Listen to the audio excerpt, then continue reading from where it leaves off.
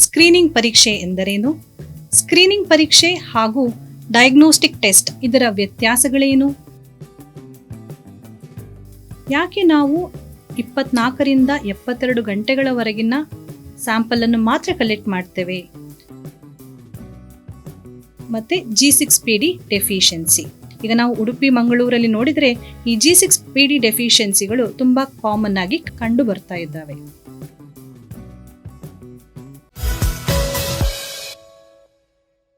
ನಮಸ್ಕಾರ, ನಾನು ಡಾಕ್ಟರ್ ವಿಜೇತಾ Shenoy, Kasturba medical college ಇದರ ಜೀವರಸಾಯನಶಾಸ್ತ್ರ ವಿಭಾಗದ ಸಹ ಪ್ರಾಧ್ಯಾಪಕಿ. ಇಂದು ನಾವು ಒಂದು ಮಹತ್ವದ ವಿಷಯದ ಬಗ್ಗೆ ಮಾತನಾಡುವ.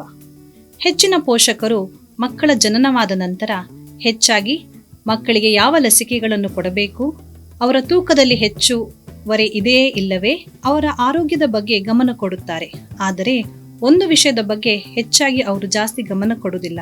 ಅದುವೇ ನವಜಾತ ಶಿಶುಗಳ ಸ್ಕ್ರೀನಿಂಗ್ ಪರೀಕ್ಷೆಗಳು. ಮೊದಲಿಗೆ ಸ್ಕ್ರೀನಿಂಗ್ ಪರೀಕ್ಷೆ ಎಂದರೇನು? ಸ್ಕ್ರೀನಿಂಗ್ ಪರೀಕ್ಷೆ ಹಾಗೂ ಡಯಾಗ್ನೋಸ್ಟಿಕ್ ಟೆಸ್ಟ್ ಅಂದರೆ ದೃಢೀಕರಿಸಲು ಮಾಡುವ ಪರೀಕ್ಷೆಗಳು, ಇದರ ವ್ಯತ್ಯಾಸಗಳೇನು? ಈ ಪರೀಕ್ಷೆಯನ್ನು ಯಾವಾಗ ಮಾಡುತ್ತಾರೆ? ಯಾವ ಟೆಸ್ಟ್ಗಳು ಈ ಪರೀಕ್ಷೆಯ ಅಂಡರ್ಗಳಲ್ಲಿ ಬರ್ತದೆ ಹಾಗೂ ಈ ಪರೀಕ್ಷೆಯ ಪ್ರಯೋಜನಗಳೇನು? ಈ ಎಲ್ಲ ಪ್ರಶ್ನೆಗೆ ಇವತ್ತು ಒಂದು ಸರಳವಾದ ಉತ್ತರವನ್ನು ಕಂಡುಕೊಳ್ಳೋಣ. ಸ್ಕ್ರೀನಿಂಗ್ ಪರೀಕ್ಷೆಯು ಸಾಮಾನ್ಯವಾಗಿ ಆರೋಗ್ಯವಂತರಂತೆ ಕಾಣುವ ವ್ಯಕ್ತಿಗಳಲ್ಲಿ ಏನಾದರೂ ತೊಂದರೆ ಸಂಭವಿಸುವ ಸಾಧ್ಯತೆಗಳಿದೆಯೇ ಅಂತ ನೋಡಲಿಕ್ಕೆ ಈ ಪರೀಕ್ಷೆಗಳನ್ನು ಮಾಡಲಾಗುತ್ತದೆ. ಹೊರಗಡೆಯಿಂದ ನೋಡುವಾಗ ಅವರು ಸಾಮಾನ್ಯರಂತೆ ಕಾಣ್ತಾರೆ, ಯಾವುದೇ ರೋಗ ಲಕ್ಷಣಗಳು ಇರುವುದಿಲ್ಲ. ಆದರೆ ಈ ಪರೀಕ್ಷೆಗಳನ್ನು ಮಾಡುವಾಗ ಅವರಿಗೆ ಮುಂದೆ ತೊಂದರೆಗಳು ಕಾಣಿಸುವ ಸಾಧ್ಯತೆಗಳು ಇರಬಹುದು. ಅದಕ್ಕೋಸ್ಕರ ಸ್ಕ್ರೀನಿಂಗ್ ಪರೀಕ್ಷೆಗಳನ್ನು ಮಾಡುತ್ತಾರೆ. ಮತ್ತೆ ಎರಡನೇದಾಗಿ ದೃಢೀಕರಣ ಮಾಡಿಸುವ ಟೆಸ್ಟ್ಗಳು, ಇದನ್ನು ಕನ್ಫರ್ಮೇಟರಿ ಟೆಸ್ಟ್ ಅಂತ ಹೇಳ್ತೇವೆ. ಈ ಕನ್ಫರ್ಮೇಟರಿ ಟೆಸ್ಟ್ಗಳು ಕಾಯಿಲೆ ಇದೆಯೋ ಇಲ್ಲವೋ ಅಂತ ನಮಗೆ ದೃಢೀಕರಣ ಮಾಡಿಸಿ ಹೇಳುತ್ತದೆ. ಸ್ಕ್ರೀನಿಂಗ್ ಪರೀಕ್ಷೆಯ ಪ್ರಯೋಜನಗಳೇನು? ಸ್ಕ್ರೀನಿಂಗ್ ಪರೀಕ್ಷೆ ಮಾಡಿದಾಗ ಅದು ಪಾಸಿಟಿವ್ ಸ್ಕ್ರೀನಿಂಗ್ ಆದರೆ ಅಥವಾ ಅದರಲ್ಲಿ ಏನಾದರೂ ನಮಗೆ ಅನುಮಾನ ಬಂದರೆ ಕೂಡಲೇ ನಾವು ದೃಢೀಕರಣ ಪಡಿಸುವ ಪರೀಕ್ಷೆಗಳನ್ನು ಮಾಡಿಸಬಹುದು. ಸ್ಕ್ರೀನಿಂಗ್ ಪರೀಕ್ಷೆಯ ಪ್ರಯೋಜನಗಳೇನು? ಸ್ಕ್ರೀನಿಂಗ್ ಪರೀಕ್ಷೆಯಲ್ಲಿ ಪಾಸಿಟಿವ್ ಬಂದರೆ ಅಂದರೆ ಏನಾದರೂ ಅನುಮಾನಗಳು ಬಂದರೆ ನಾವು ಆ ವ್ಯಕ್ತಿಗೆ ದೃಢೀಕರಣ ಮಾಡುವ ಪರೀಕ್ಷೆಗಳನ್ನು ಸಜೆಸ್ಟ್ ಮಾಡಬಹುದು. ಒಂದು ಸಲ ಅವರು ಆ ಟೆಸ್ಟ್ಗಳನ್ನು ಮಾಡಿದ ನಂತರ ದೃಢೀಕರಿಸಿದರೆ ಅವರು ಬೇಗನೆ ವೈದ್ಯಕೀಯ ಆರೈಕೆಯನ್ನು ಪಡೆಯಬಹುದು.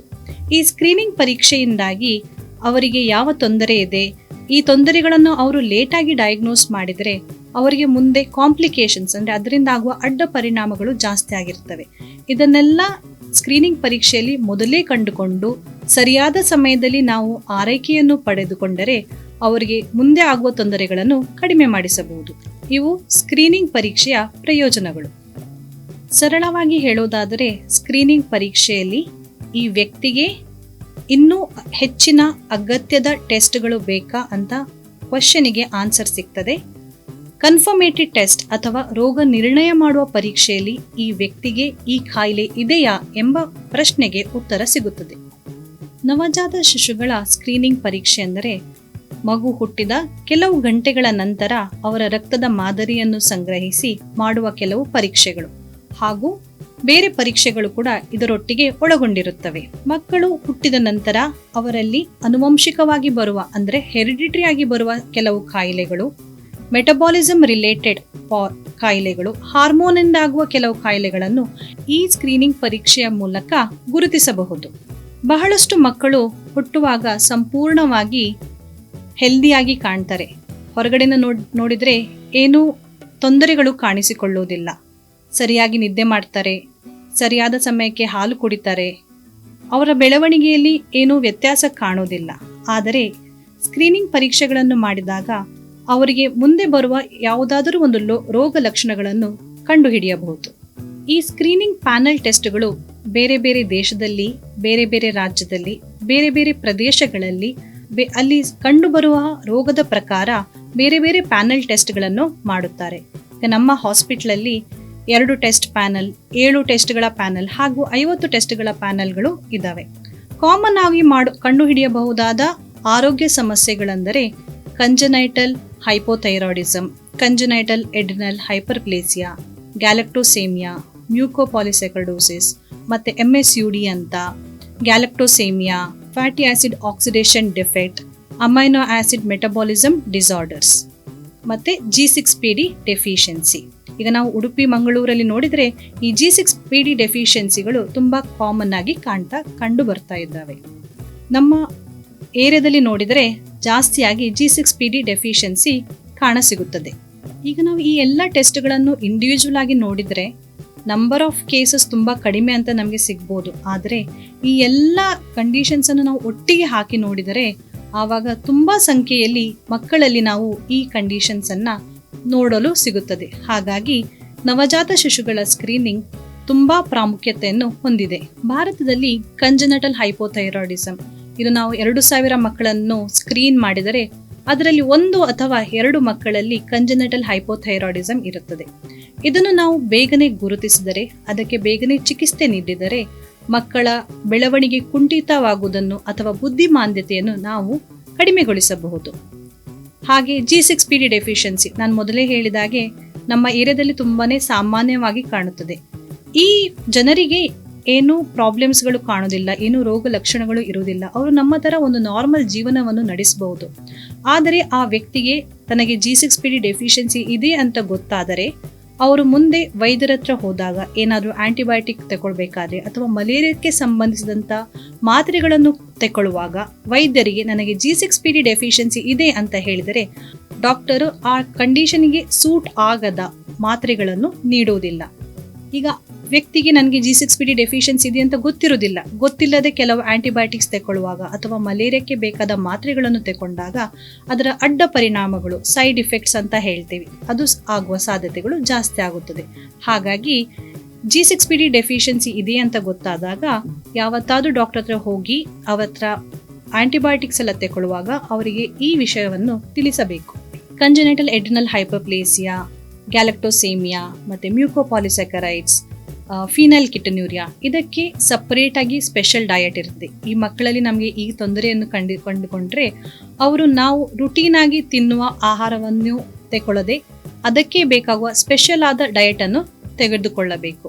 ಹಾಗಾಗಿ ಈ ಸ್ಕ್ರೀನಿಂಗ್ ಟೆಸ್ಟ್ಗಳು ಮಕ್ಕಳ ಆರೋಗ್ಯದಲ್ಲಿ ತುಂಬಾನೇ ಮಹತ್ವದ ಪಾತ್ರವನ್ನು ವಹಿಸುತ್ತದೆ. ಈ ಸ್ಕ್ರೀನಿಂಗ್ ಪರೀಕ್ಷೆಯನ್ನು ಮಗು ಜನಿಸಿದ 24ರಿಂದ 72 ಗಂಟೆಗಳ ಒಳಗಡೆ ಮಾಡಬಹುದು. ಇದಕ್ಕೆ ಕೆಲವು ಹನಿ ರಕ್ತವನ್ನು ಮಗುವಿನ ಹಿಮ್ಮಡಿಯಿಂದ ತೆಗೆದುಕೊಳ್ಳುತ್ತೇವೆ. ವಿಶೇಷವಾದ ಪೇಪರ್ ಇದೆ, ಇದನ್ನು ನಾವು ಫಿಲ್ಟರ್ ಪೇಪರ್ ಅಂತ ಹೇಳ್ತೇವೆ. ಈ ಫಿಲ್ಟರ್ ಪೇಪರಲ್ಲಿ ಹಿಮ್ಮಡಿಯಲ್ಲಿ ನಾವು ಕಲೆಕ್ಟ್ ಮಾಡಿದ ಬ್ಲಡ್ ಸ್ಯಾಂಪಲ್ ಅನ್ನ ಅದರ ಮೇಲೆ ಪ್ರೆಸ್ ಮಾಡ್ತೇವೆ.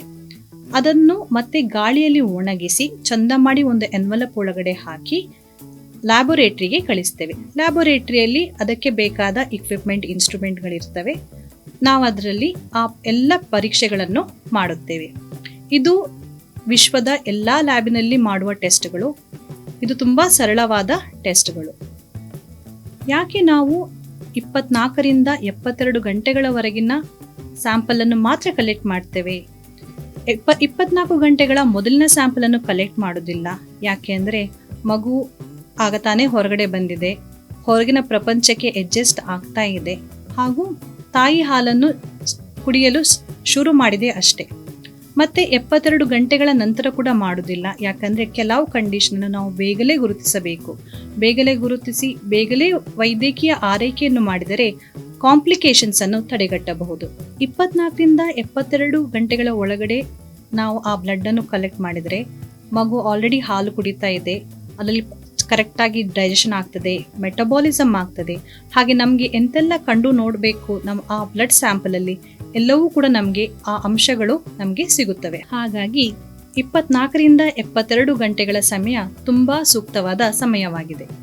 ನ್ಯೂಬೋರ್ನ್ ಸ್ಕ್ರೀನಿಂಗ್ ಅಂದರೆ ಬರೀ ಬ್ಲಡ್ ಟೆಸ್ಟ್ ಮಾತ್ರ ಅಲ್ಲ. ಈಗಲೇ ಹೇಳಿದ ಹಾಗೆ ಹಿಮ್ಮಡಿಯಿಂದ ಬ್ಲಡ್ ಕಲೆಕ್ಟ್ ಮಾಡಿ ಅದನ್ನು ಟೆಸ್ಟ್ ಮಾಡೋದು ಮಾತ್ರ ಅಲ್ಲ, ಇದರ ಜೊತೆ ಮಗುವಿನ ಶ್ರವಣ ಪರೀಕ್ಷೆ, ಏನಾದರೂ ಕೇಳುವುದರಲ್ಲಿ ಸಾಮರ್ಥ್ಯ ಕಡಿಮೆ ಇದೆಯಾ ಇಲ್ಲವೇ ಅಂತ ನೋಡಬಹುದು.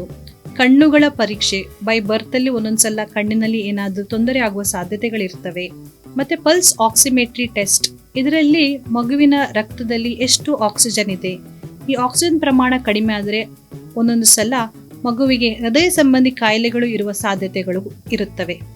ಮತ್ತೆ ಕೊನೆಯದಾಗಿ ಕಂಪ್ಲೀಟ್ ರೂಟೀನ್ ಫಿಸಿಕಲ್ ಎಕ್ಸಾಮಿನೇಷನ್ ಅಂದರೆ ದೈಹಿಕ ನೋಡುವಾಗಲೇ ಮಗುವಲ್ಲಿ ಏನಾದರೂ ನ್ಯೂನತೆಗಳಿದ್ರೆ, ಸೀಳು ತುಟಿಗಳು ಇಂಥವುಗಳನ್ನೆಲ್ಲ ಡಾಕ್ಟರ್ ಚೆಕಪ್ ಮಾಡ್ತಾರೆ. ಸ್ಕ್ರೀನಿಂಗ್ ಟೆಸ್ಟ್ ಮಾಡಿದ ನಂತರ ಸ್ಕ್ರೀನಿಂಗ್ ಟೆಸ್ಟ್ ಪಾಸಿಟಿವ್ ಬಂದ ಕೂಡಲೇ ಯಾರೂ ಪೋಷಕರು ಹೆದರಬೇಕಂತಿಲ್ಲ. ಯಾಕಂದರೆ ಇದು ಜಸ್ಟ್ ಒಂದು ಕನ್ಫರ್ಮೇಟರಿ ಟೆಸ್ಟ್ ಮಾಡಿ ಅಂತ ಹೇಳಲಿಕ್ಕೆ ಸಹಾಯ ಮಾಡ್ತದೆ. ಕನ್ಫರ್ಮೇಟ್ ಟೆಸ್ಟಲ್ಲಿ ಪಾಸಿಟಿವ್ ಬಂದರೆ ಟ್ರೀಟ್ಮೆಂಟ್ ಮಾಡುವ ಡಾಕ್ಟ್ರು ಅದಕ್ಕೆ ಬೇಕಾದ ಟ್ರೀಟ್ಮೆಂಟನ್ನು ಕೊಡುತ್ತಾರೆ. ನವಜಾತ ಶಿಶುಗಳ ಸ್ಕ್ರೀನಿಂಗ್ ಮತ್ತು ಮಕ್ಕಳ ಕುರಿತಾಗಿ ಹೆಚ್ಚಿನ ಮಾಹಿತಿಗಾಗಿ ಪೀಡಿಯಾಟ್ರಿಕ್ ಡಿಪಾರ್ಟ್ಮೆಂಟನ್ನು ಭೇಟಿ ನೀಡಿರಿ. ನಿಮ್ಮ ವೀಕ್ಷಣೆಗೆ ಧನ್ಯವಾದಗಳು.